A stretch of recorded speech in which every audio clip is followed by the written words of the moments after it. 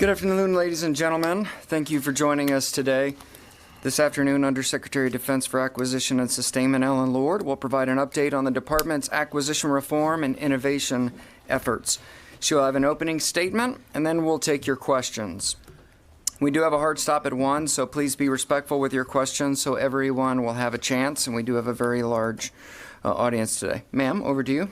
Thank you, Mike.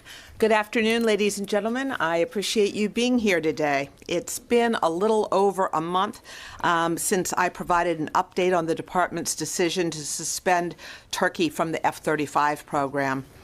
Today, I will first provide a brief update on our acquisition policy, reform goals and objectives, and then for the first time, I will talk about acquisition innovation, which I think better characterizes our efforts.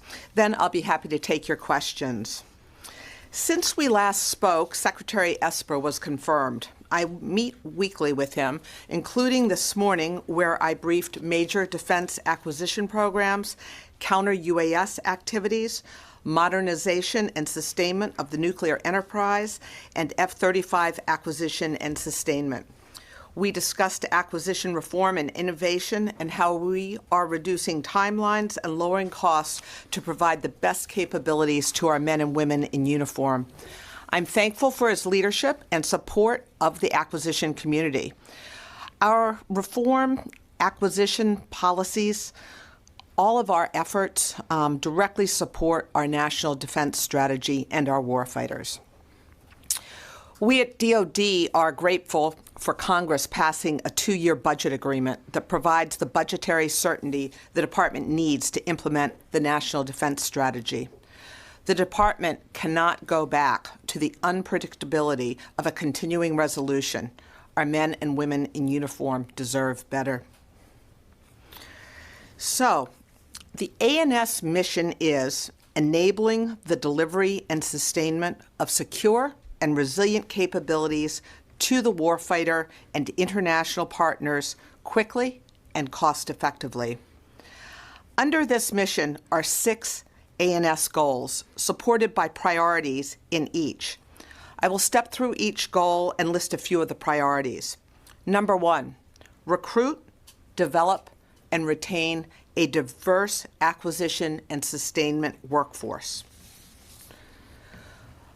We want to modernize the acquisition workforce, talent management tools and processes, as well as deliver content consistent with adult learning. A great example of this modernization is the TEDxDAU event recently held at Fort Belvoir. 2, enable acquisition innovation. Create, train, and implement the adaptive acquisition framework. For example, the rewrite of 5000 and development of software pathways. Enable contracting at the speed of relevance.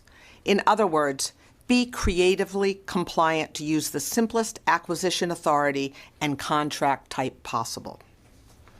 3, build a safe, secure, and resilient defense industrial base.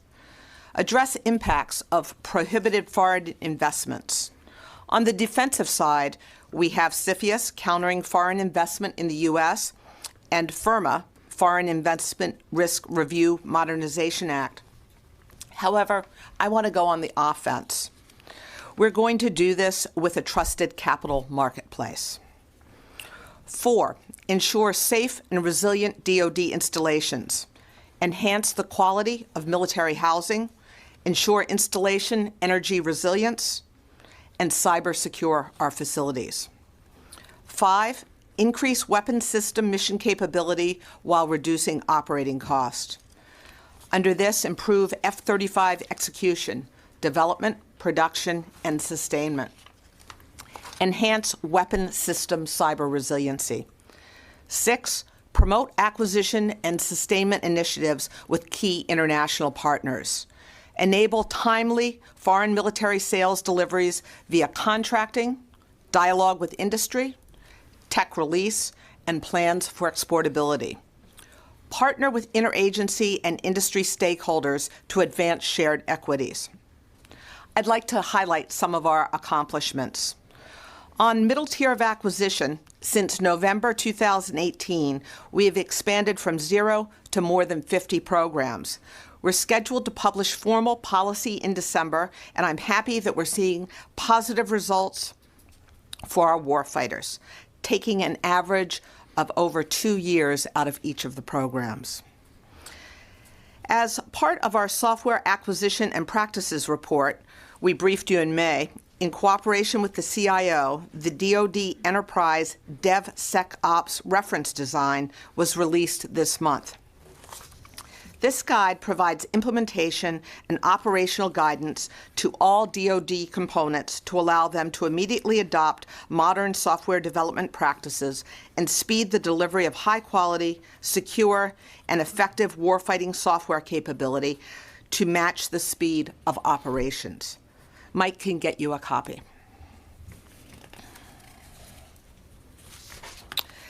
A&S is now issuing new functional policies on mission engineering and intellectual property and assisting with the reissuance of several other functional policies. By October 2019, we expect to formally stand up an OSD intellectual property cadre. They will develop DoD policy within the whole of government effort to address concerns on data rights. Secretary Esper, Secretary Pompeo, and the President have all spoken about the impact Chinese intellectual property theft is having on our national security, American commerce, and the defense industry. Again, we need to go on the offense to protect our technology versus merely acting defensively. We continue to rewrite DoD 5000.01 and DoD Instruction 5000.02 with the goal of having signed policy by December 2019.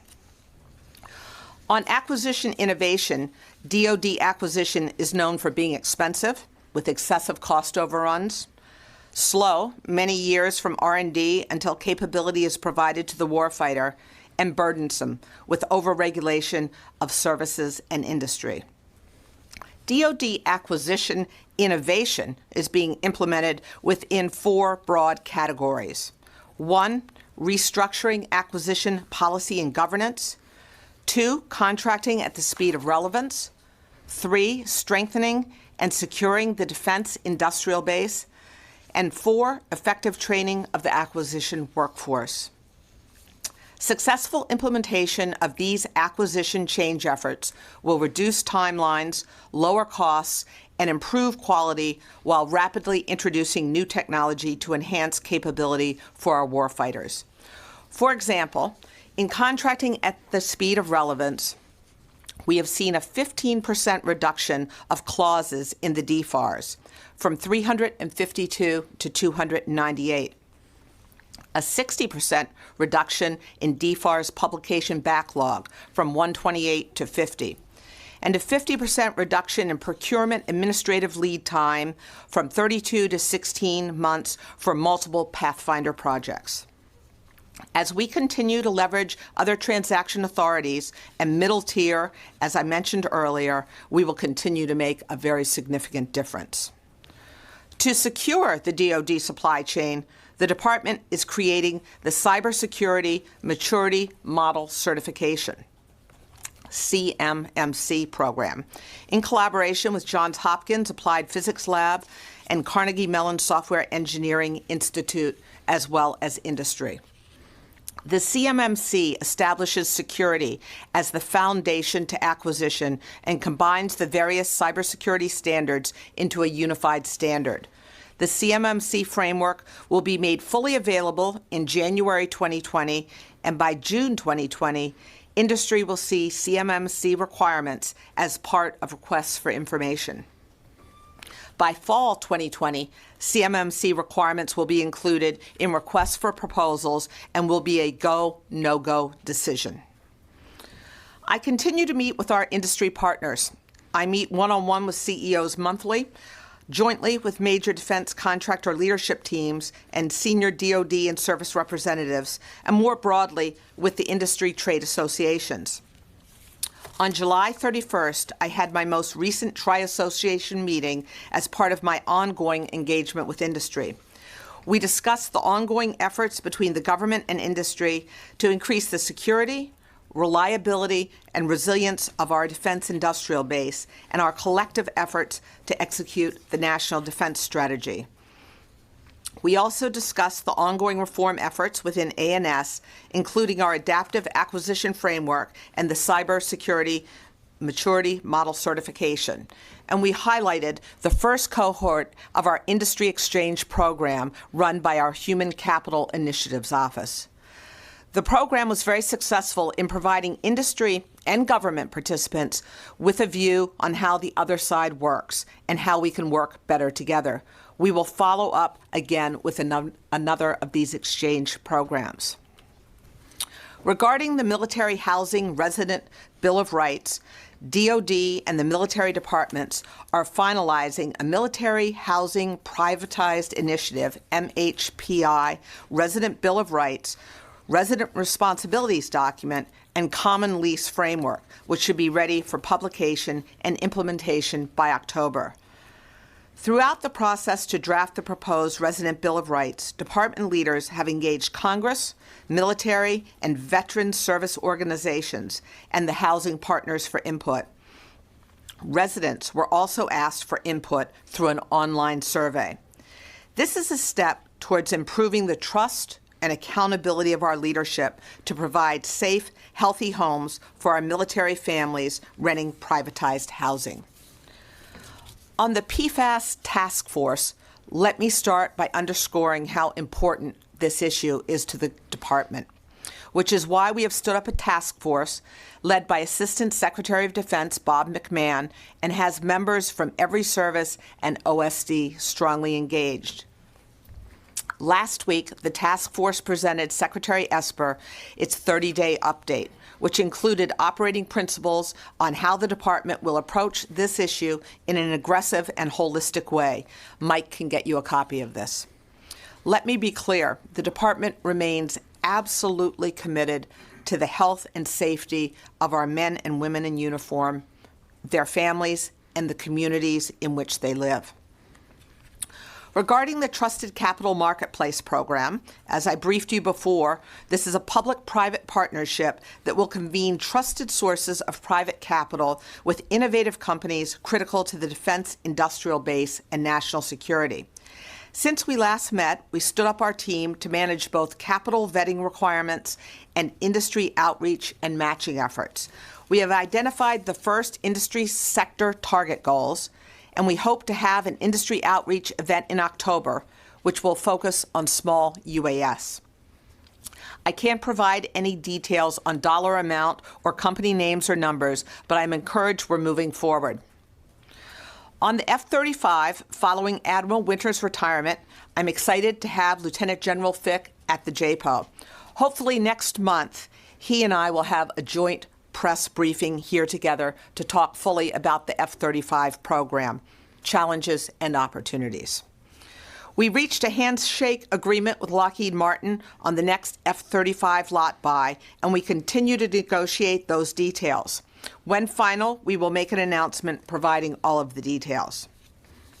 In closing, I remain fully committed to consistent and timely engagement with Congress and have consistently met with professional staff members and members outside of hearings to talk about programs, reforms, and to answer their questions. Out of respect for the budget process, I will not comment on any proposed legislation or budget details. With that, I look forward to your questions. Aaron. Thank you.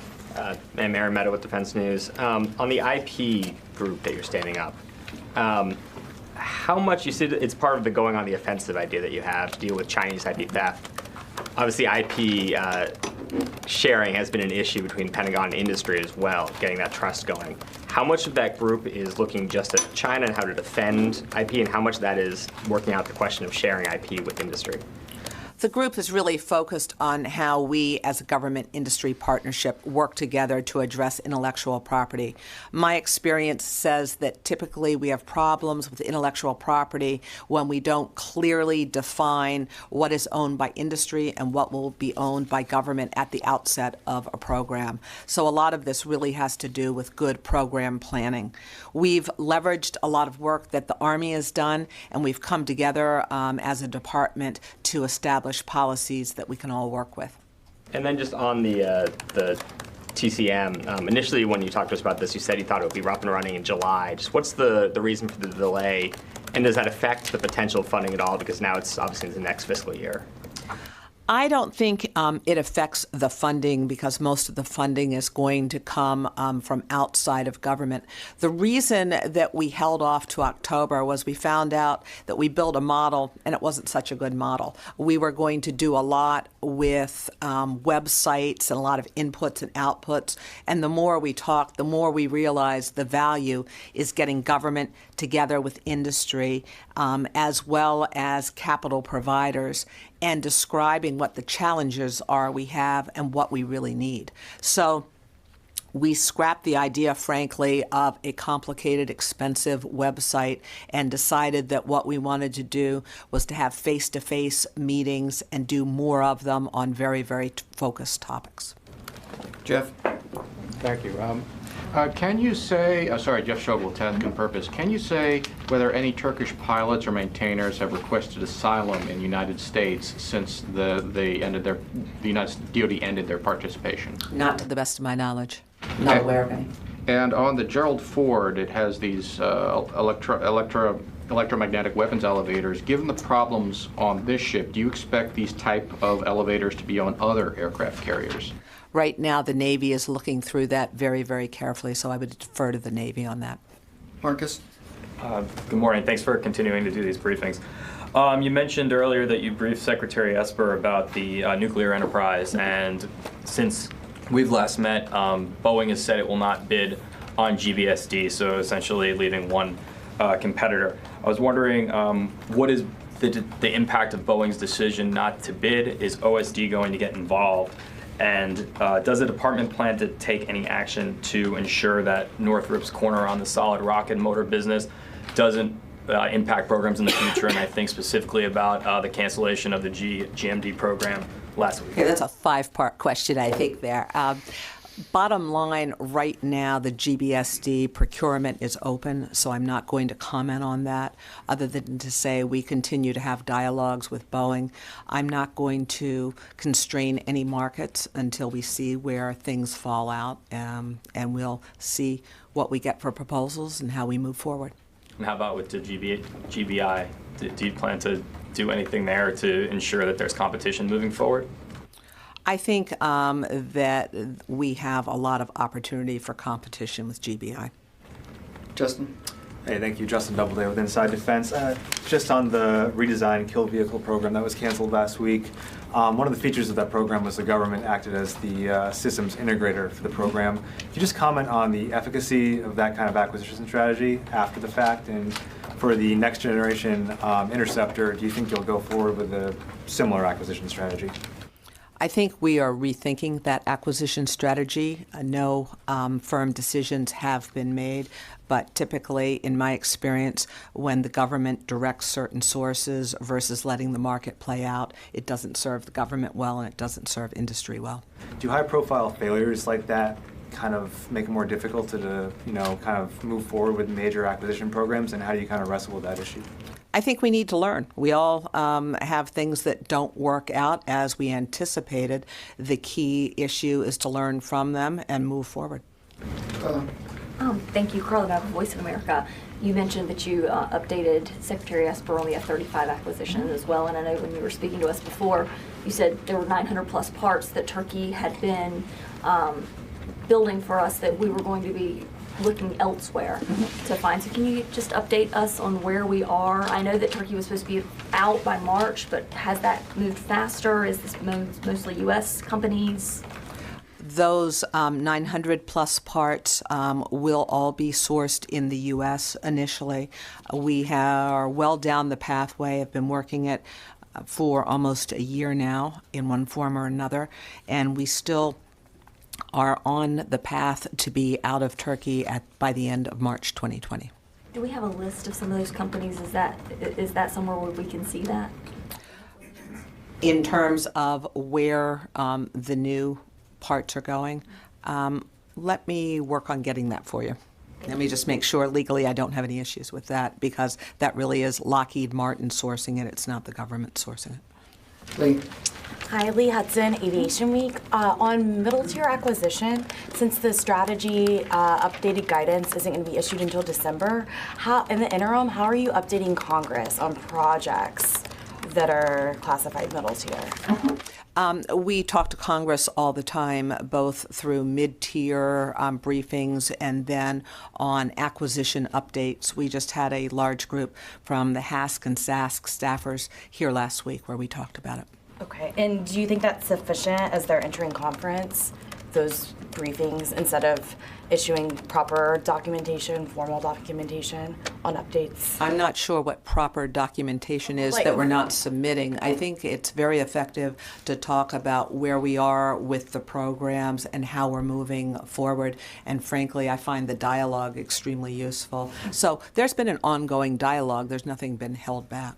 Tony? I'll stay on Section 804. One of the concerns we're hearing from Capitol Hill is they're worried the services might expand this authority too much and have programs in it for which the authority wasn't really intended, large MDAPs. What type of oversight do you think you need to provide to prevent that from happening? Or do you think that ought not be prevented from happening?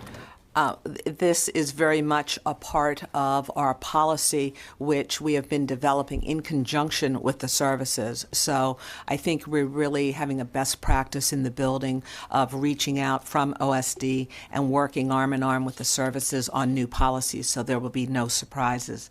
What we do is reserve the right at OSD in my office to say that a particular program is not suitable for middle-tier acquisition.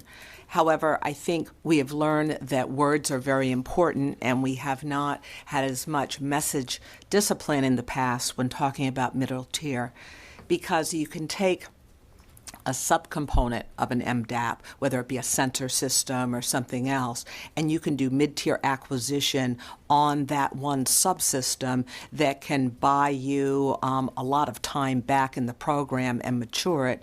The key that we have in the policy is to clearly articulate at the beginning of the middle-tier program what the onboarding path is back to an MDAP, if it is overall an MDAP, and when certain data will be available. So with all of what we do, we're being very, very data-driven, and we've learned through just getting out there and doing it. And recall, back in April of 2018, I said that we were going to try and prototype, if you will, middle-tier acquisition, and that we would, learn by doing. Well, we're in the messy middle right now. So I think it's been very good because we've driven to the real conversations. So moving forward, we retain the responsibility within acquisition and sustainment to say whether or not a program is suitable for middle-tier acquisition. I think we are getting capability downrange to the warfighter faster because of this, and we need to carefully implement it. And we continue to talk to staffers and members about how we are using it. Go ahead, we'll just go. Okay, great. Hi, Lee John Greco, Capitol Forum. Thanks again for doing this. Appreciate it. There was an interim rule that came out in April prohibiting the acquisition of certain magnets and tungsten from North Korea, Russia, China, and Iran. I'm just wondering if more recently you've heard any serious concerns from industry about the ability to comply with that rule, and if that's the case, what are the next steps? Because correct me if I'm wrong, my understanding is that rule is pretty much a mandate from last year's NDAA, correct? Yeah, we continue to look at the fragility of the defense industrial base, especially around some of the components 4, 5, 6 layers down in the chain. And we talk with industry about where there are issues and problems. We're using some of the authorities Congress has given us, DPA Title III, IBAS, What are those? So Defense Production Act, Title III, IBAS, we will get you what that acronym is. I'm violating my own rule here. But basically, these are authorities that allow us to put money into the industrial base to stand up capabilities for which there's not a clear, robust business model right now to keep the capability there for our defense purposes. But what we've been doing is working with the implementation of the 13806 Defense Industrial Base EO report, and we are getting presidential determinations that allow us to spend money against certain areas. So we can get you a list of all the presidential determinations. That's one way we fund it to get things going. But we do continue to talk to the Hill about where we have concerns, and a large focus of our industrial policy team is to make sure we do work in those areas where we need. It's often processing of some of those items versus actually getting them initially. And again, these are things that might come into the trusted capital marketplace where we need capital infusion to stand up capability. Okay, but is there, are you hearing any concerns from industry either about standing that up or the lag time between standing it up and? I have not personally heard about tungsten and some of the other things that you mentioned. Thanks. Hi, Lara Seligman with Foreign Policy. I wanted actually to follow up on Marcus's question and just ask you if you could elaborate maybe on some concerns that you might have on any implications of Northrop potentially having a major stake in all of the legs of the nuclear triad, whether that raises any concerns from a DoD or industrial base perspective. And are you potentially considering having the Air Force run that program? Right now, again, the RFP is out, the proposals are not in, so I'm not going to comment on that until we see what we get for proposals. Mm-hmm. And I guess related to that, to follow up then, the UTC merger that's going to be happening, is the government considering intervening? Do you think that there will be an intervention into that as well due to the consolidation of the industrial base?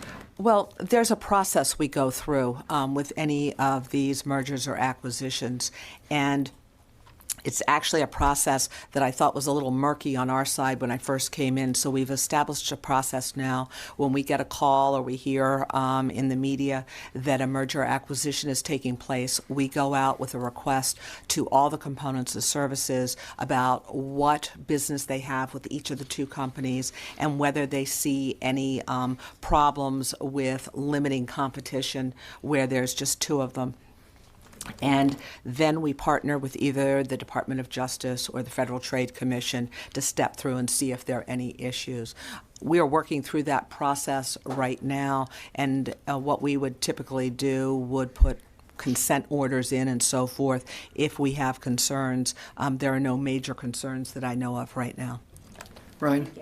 Hi, Ryan Brown with CNN. I just had a question about the trusted capital markets and why you chose small UAS as kind of the initial project there. Is that because it was considered a high risk of an adversarial investor coming into that sector? Or it's because where we are right now in terms of having our entire U.S. marketplace eroded, and also because it's very intuitive. People can understand what these small quadcopters are and so forth. So essentially, we don't have much of a small UAS industrial base because DJI dumped so many low-price quadcopters on the market. And we then became dependent on them both from the defense point of view and the commercial point of view.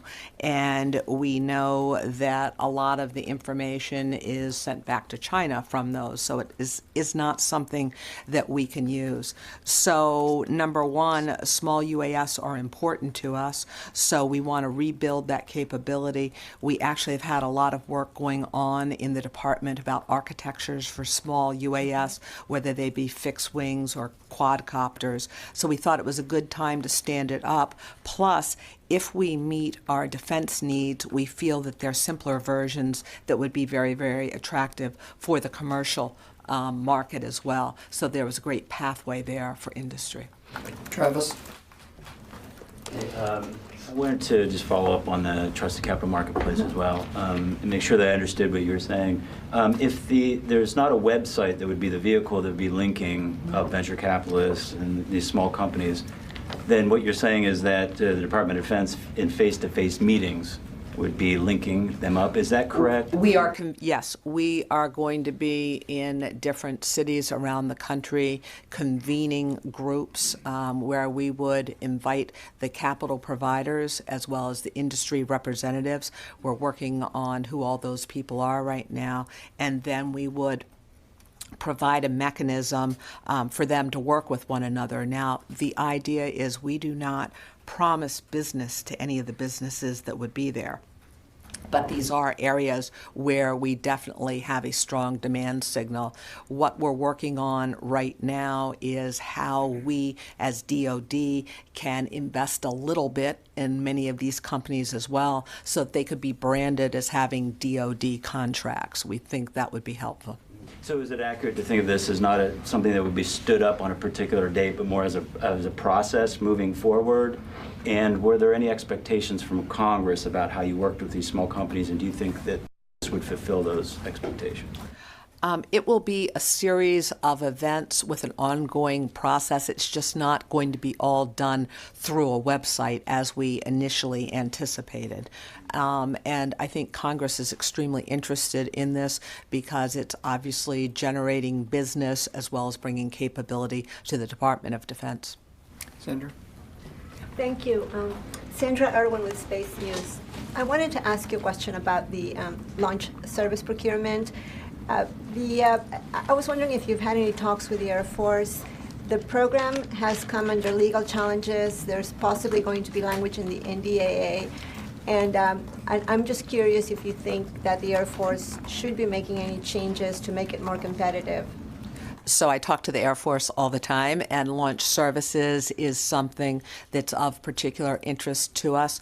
I think we have been very transparent and very consistent with what the process has been for launch services, and we plan to continue with that. Now, we will see how things go and adjust if necessary, but there are no changes imminent. Thank you. Megan? Megan Eckstein, USNI News. Back to the trusted capital marketplace, I wondered how long DoD plans on focusing on small UAS, and then what the process is like to identify other technology areas and kind of how you may rotate through those. We have a whole list of other areas, and we would like to have a second event in January, so we plan to do this every couple of months. Ashley? Hi, Ashley Rocky with James. Since you were last here, the U.S. has withdrawn from the INF Treaty. The Navy is testing the Tomahawk with the MK-41. The Army is considering their ATACMS replacement. Is there a larger acquisition plan in place to get these types of capabilities, or is it all just sort of on the services at this point, looking at the different weapons? We at the department level look at what requirements are. That goes through the joint staff, and then the services decide on specific programs. The services right now are establishing capability that each of them sees a demand for. However, we do talk about our capability in its entirety all the time as a group. We now, with the new cadence of meetings with Secretary Esper being here, we have both the service chiefs and the service secretaries in with all the unders every Monday morning, and then on Monday afternoon. And on Monday mornings, we talk about critical metrics and where we are on programs. In the afternoons on Mondays, we talk strategy. And so in both of those forums, we bring these up. So to answer your question, the services are developing capability, but the entire department is watching that. So everything we do will be complementary and will meet one another's needs. We're really in this interoperable multi-domain battle now.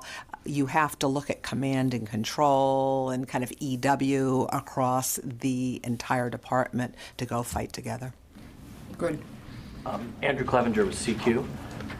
Regarding the IP group you were talking about standing up, do you anticipate requiring any new authorities from Congress on that? Not that I'm aware of right now. Congress actually mandated, I believe it was in the 17 NDAA, that we did stand up this intellectual property cadre. So it is in response to legislation. Any feedback on your proposal or how you're moving forward? We've been informing the Hill all along, and we just discussed it late last week with staffers. So we have support at this point in time. We'll continue to brief. Vivian? Thank you. Vivian Mashi with Defense Daily. Thanks for being here. A quick clarification. I'm sorry if I missed this, but have you made a decision as to where the Turkish F-35s will go? That is still under discussion right now.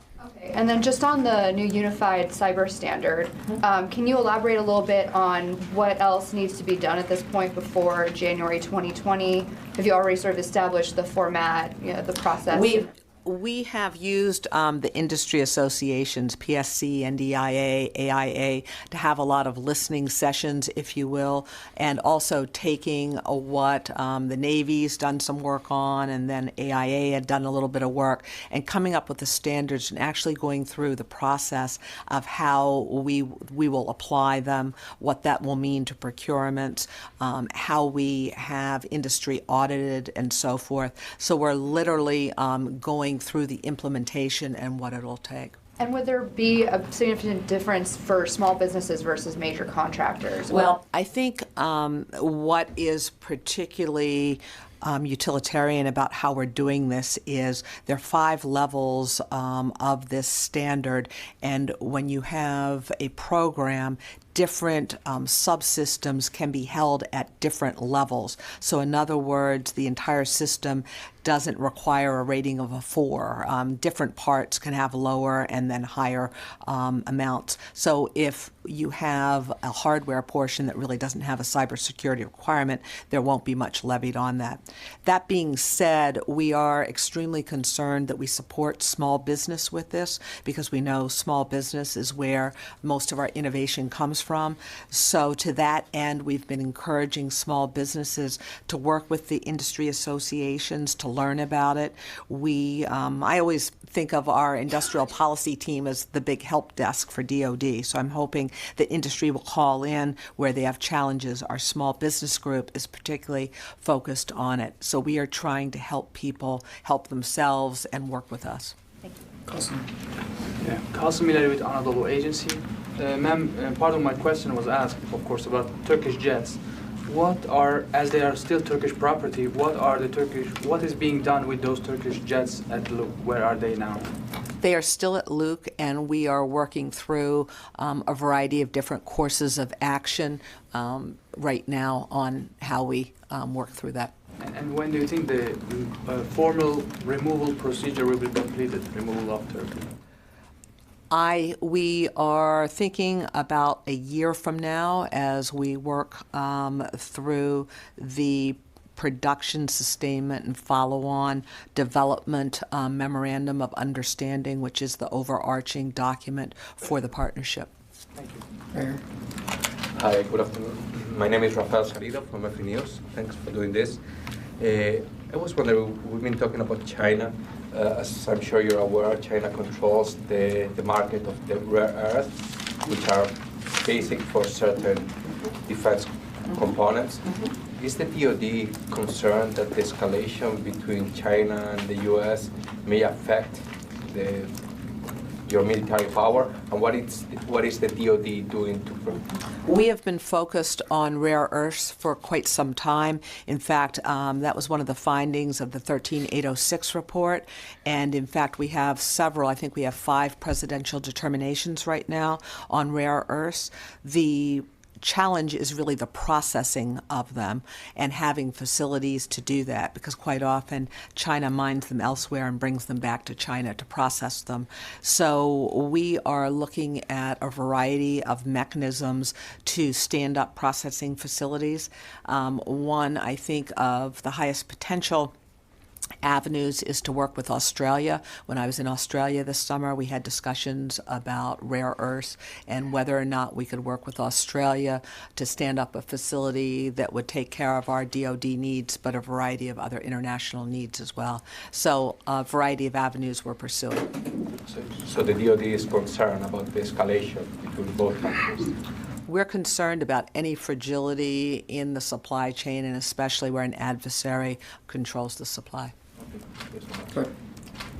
Jack Tetch with Al Monitor. Can you tell us if there's been any impact from the F-35 program removal on Turkey's FMS cases, any other FMS cases they have with the U.S.? We are keeping the F-35 in Turkey separate and distinct from any other activities with Turkey. It was very clearly an S-400 issue with F-35, and outside of that, if we were going to talk about CATSA sanctions and so forth, State Department has the lead on that, separate and distinct. So, and at this point, can you say that the process towards the removal of Turkey from the F-35 program, is that now irreversible? Because I don't think we got clarity on that in July. The S-400 and the F-35 are incompatible. Turkey is a strategic ally of ours, a strategic partner for us, so we always continue to talk. Lalit Jha from PTI. 2 summers ago, US has announced that it will sell Sea Guardian drones to India. What is the status of that? When do you think it will happen? We continue to work with India on that. That's under the framework of DTTI, the Defense Technology Transfer Initiative, I think. We can check on that acronym for you. Ajay Kumar was just over here about a month ago, and we continue to work through that. I can get you some updates on it if you're interested. Yeah, if you can get us some. Yeah, we can take that. Back row. Hey, Taylor, Asahi Shimon. My question is in regard to Japan and the F-35. Has there been any movement on their request to be a formal partner? And then are they in line to receive any of the work that is available now with Turkey's exit from the program? Japan is an FMS customer. The partnership actually closed to any other partners in 2002 and was formally documented in 2004 because of the money all the partners had paid into that time. So there is not a partnership opportunity for any of the other countries. That being said, we continue to work with all of our FMS customers on their concerns and what they think they'll get as a benefit from that. If you recall, we did have a FACO, a final assembly and checkout facility in Japan that they are balancing down a little bit now. But very, very important to us. We continue to work closely with them. Nothing in terms of new work outside of the FACO facility in regards to Turkey's exit? There's nothing? Initially, those 900 plus parts, we are sourcing all in the U.S. because the U.S. is paying all the non-recurring engineering, and we made the decision to pull out while talking with our partners. So we said to be expeditious and keep the program on track, we were going to source all of those parts initially in the U.S. That being said, competition is our friend, and we're always looking for more strong integrated supply chain partners, so there's always the possibility. We're going to end right here. Go ahead. Hi, Brian Peach with Reuters. Can you speak to the conversations about building out an American supply chain for the small UAS market? I know that's been an issue because a lot of the parts are coming from China in all drones. And also, how large is DoD's UAS program? How many are you acquiring each year? Yeah, I have the data. I don't have it with me. We can get that for you. But what we would like to have are U.S. designers and manufacturers of small UAS, because not only do we have a need for that in the Department of Defense, we know it's a very, very large commercial industry. So we think that we can catalyze that activity and have a safe and secure supply. And I know Senator Murphy put in a provision into the NDAA about banning all Chinese drones, software, parts, all of that. Did you have any conversations with you or your department about that? Stephanie Murphy is a great partner for us. Is that who you're talking about? Senator Chris Murphy. And oh, I'm sorry. I have not, but my team has, and we continue to look at entities, lists, and so forth. Right now, I'm not aware of anything above, beyond DJI. But is it a concern to be able to comply with the, there's no software, no parts, no nothing from Chinese? I mean, just assume that how long until you're going to be able to comply with that without applying for a waiver? Well, we do have a waiver process right now, I think, as you know, and that's why we want to get this trusted marketplace going, is to make sure we understand where we might have any gaps. Ma'am, do you have any closing comments? Yep. Just appreciate everyone taking the time to come and talk. We will be back next month to talk F-35. Thank you. Thanks, everybody. Have a good day.